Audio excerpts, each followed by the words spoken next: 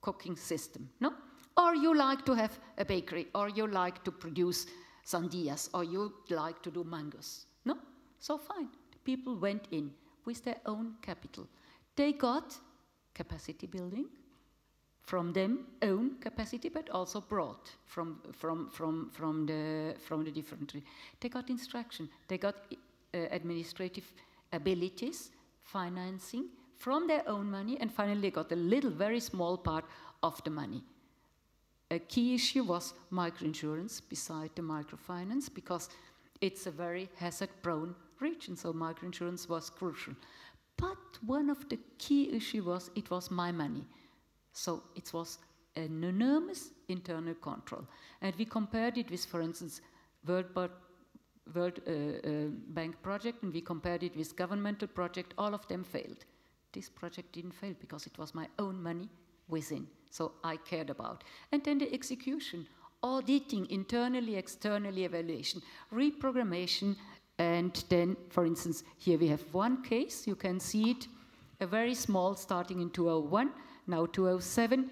You can see, first, the former capital coming in was very important, but now it's the own risk capital which grew, the reinvestment, and what was going on with the own capital?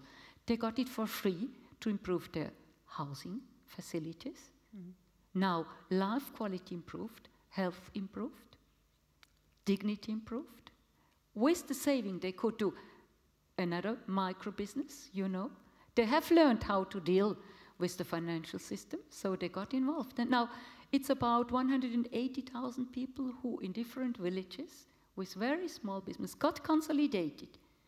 And what you are speaking about, scaling up, I think what we never did is this kind of process to understand what are the system of knowledge we need in order to generalize local pilot projects. And I think we have to have the same level of knowledge, and then we can use it in order to promote it. But I think this is a typical bottom-up project, which is creating equity, empowerment, and obviously women fully involved in the process.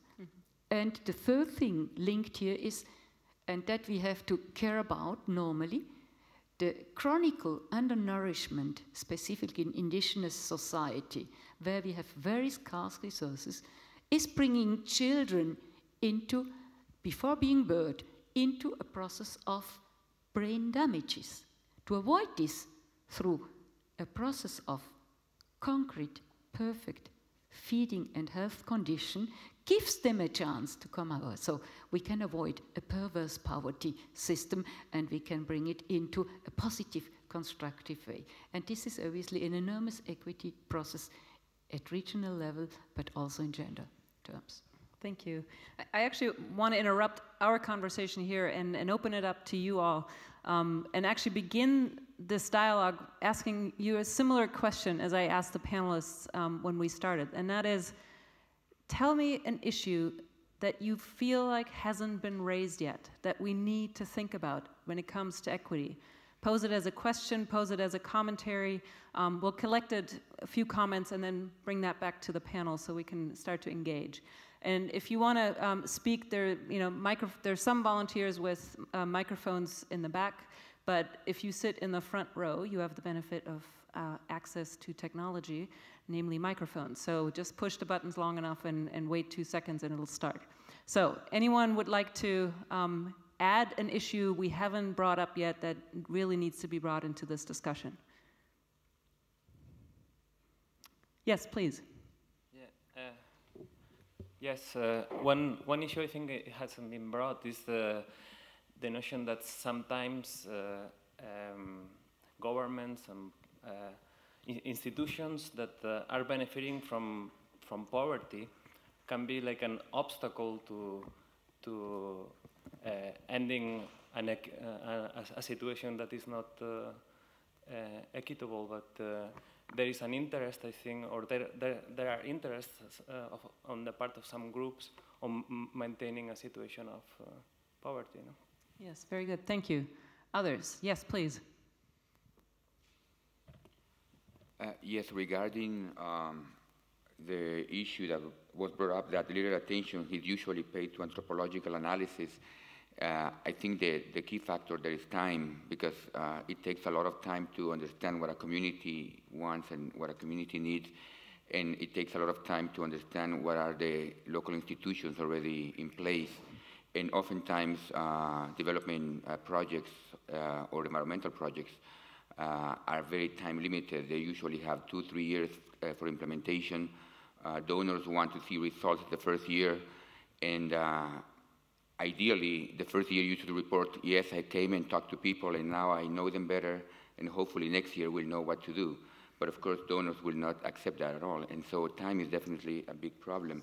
And then even if you have the time to understand what the community wants, the problem also is that what if the community wants something that you think is not the best thing for them?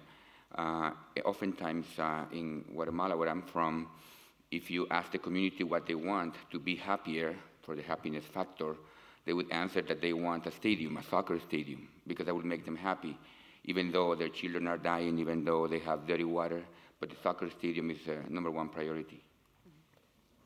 Thank you. Other suggestions, comments? Yes, please. Just start speaking. Thank you. I think most of the issues regarding the equity is nicely covered. But one thing I think we should also should have some look, the whole development paradigm, the new liberal development the paradigm, market can solve everything, and privatization, all this. So we are privatizing our common resources where poor people earlier used to depend for their livelihood. All are now privatized.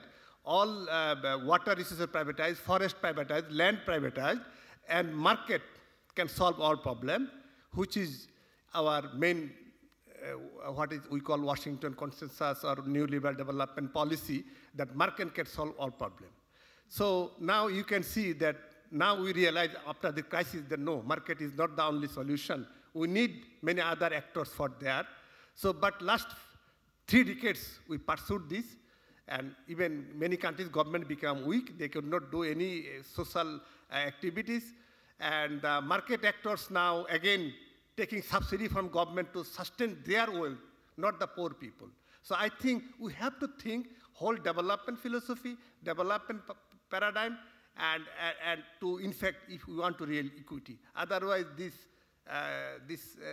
sectoral approach or minor approach, again, will go for same trap. Thank you very much. Thank you. Let's just gather a couple more. Yes, way back in the back there. I'm Uma. I'm from India.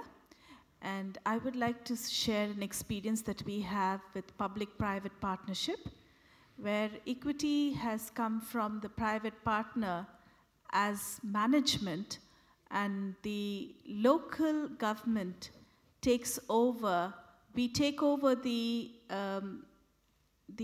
infrastructure that we seek from the government, and they pay for the actual costs of running the organization, and the private partnership comes in to help and manage.